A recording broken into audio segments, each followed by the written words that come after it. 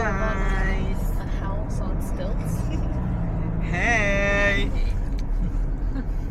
How's everyone doing right now? How you feeling? Oh my god. Good.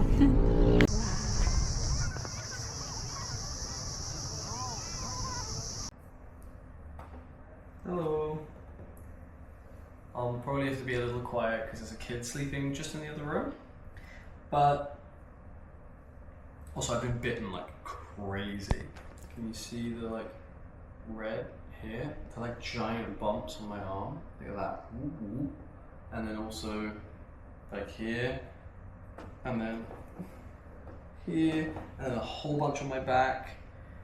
I think from the beach yesterday. Oh, crazy. Anyway, so I essentially started and finished Brave New World today, the book by Aldous Huxley, is that his name?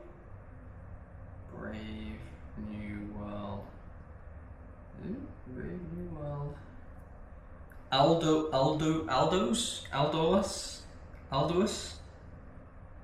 Clever name is that.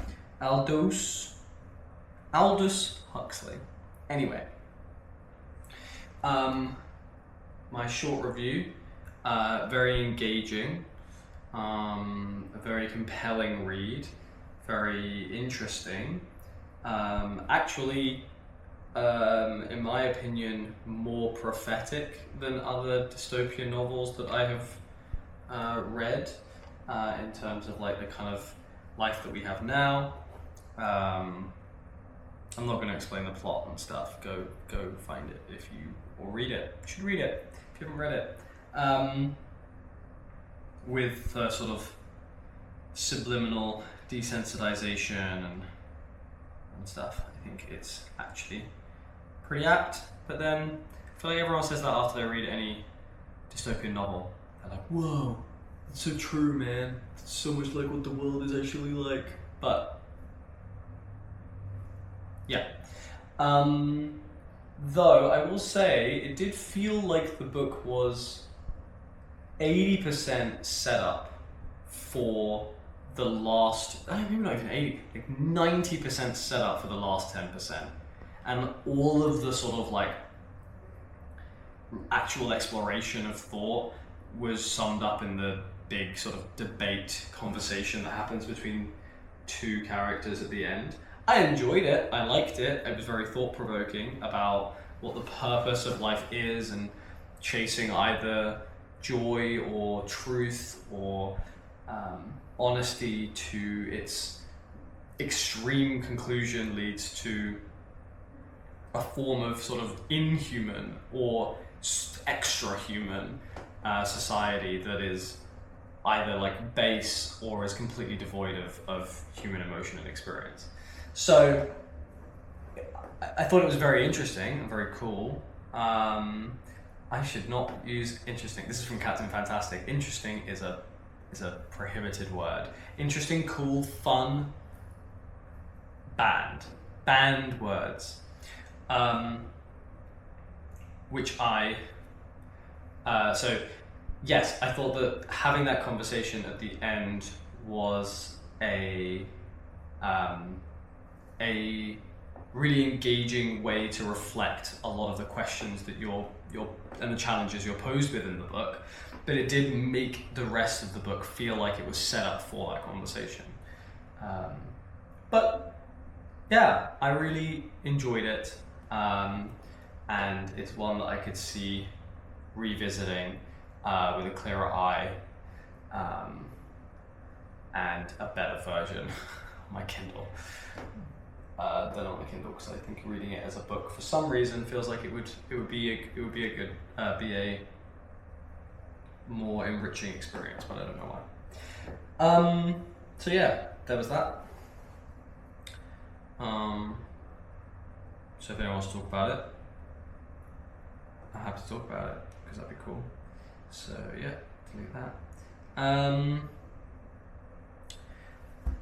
yeah, another thing I wanted to talk about was having something that I consider or have considered for a while almost like a personal superpower, even though it's really not that profound,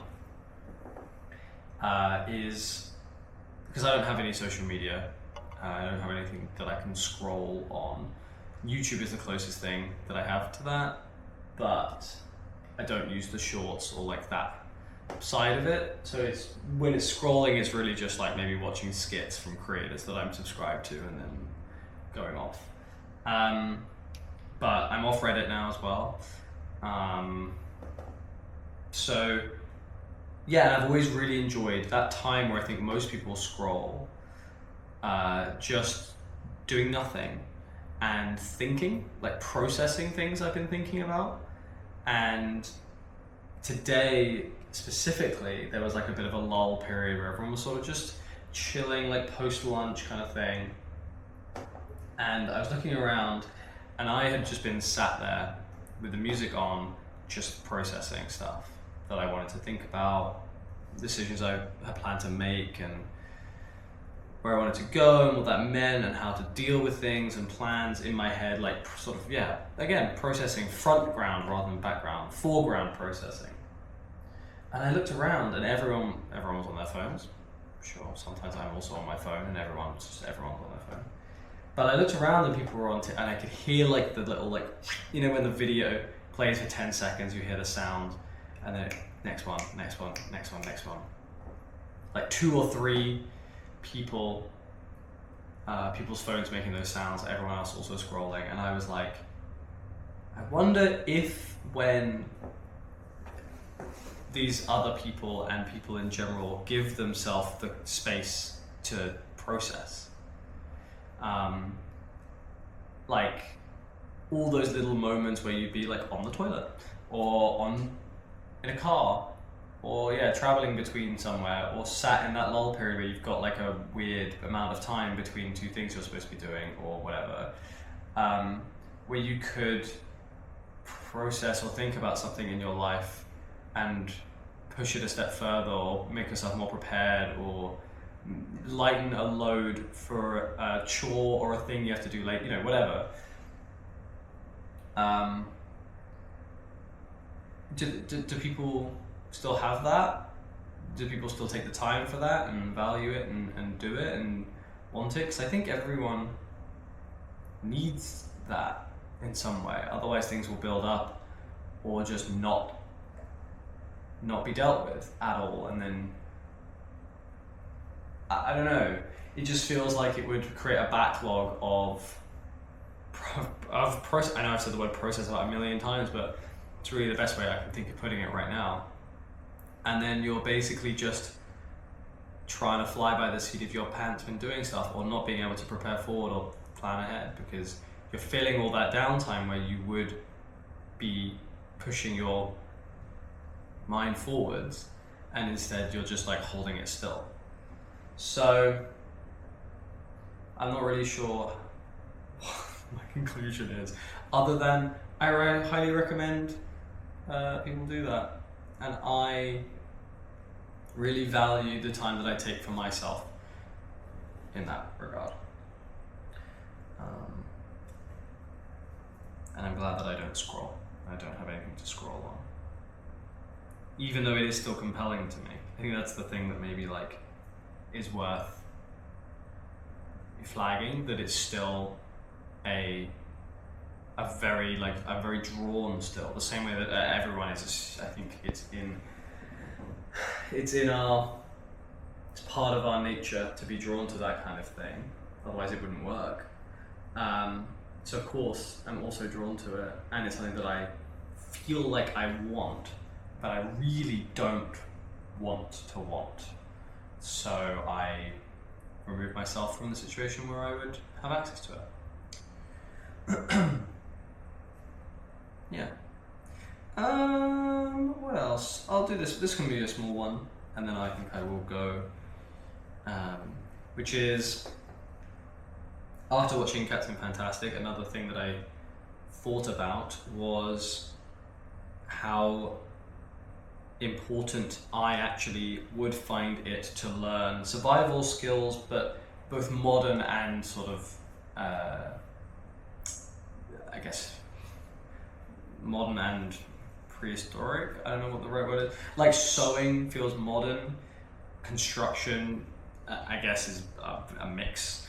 Hunting, gathering is quite archaic, but feels like an interest, like a skill that would both be useful and teach me about valuing things in the world in a way that I think would be would give me a broadened perspective and teach me skills that I could then take on to other hobbies and other areas, and also probably requires a level of fitness and spatial awareness and bodily understanding, that like proprioception and perception and attention, that again carries across into normal life in a lot of positive ways. So all of those, plus would be very useful for the kinds of trips that I want to do, and sewing and mending and things like that would be incredibly useful for my solo travels. So I think I'm going to try and find opportunities for me to learn those kinds of very base survival skills. Also, two little minor points. The first one, waiting to hear from the Elephant Sanctuary. They actually might have space for me in November, which would be incredible. So fingers crossed they'll let me know in the next couple of days whether or not I can go for a month, or maybe 5 weeks or something. Yeah, it sounds like a really, really very enriching opportunity that I would love to do. So, fingers crossed. And then the last thing was, I'm gonna put in the description the spend for the day. I made a spreadsheet that now I can track all my spend, but it's not gonna track my cash spend. It's just gonna track the spend on the one card that I'm using for all of my travel. So when I take cash out, it'll look like a chunk will come out and I'll have spent loads that day or something, when in reality I'm taking money out and then I'm spending it. So today, for example, I did spend money, but the counter is the amount is going to look the same because I didn't spend anything on my card because I'm using cash. And I've already got the cash out that I'm intending to spend for the entirety of the rainforest. So that should already be calculated in the amount as well. It's just the easiest way of me doing it. Me adding up my receipts and how much cash I spend each day is just going to be a ball ache, and I don't care to do that. I just care about my spend overall, really. So yeah, if the number doesn't change, it's not because I didn't spend any money that day. It's just because I might have not spent any money that day, but it also might be because I spent it in cash. So okay, that's it. I think that's enough. Yeah, still lots of things to talk about, so still planning on keeping up daily, and yeah, that's it. I'll catch you tomorrow. Peace.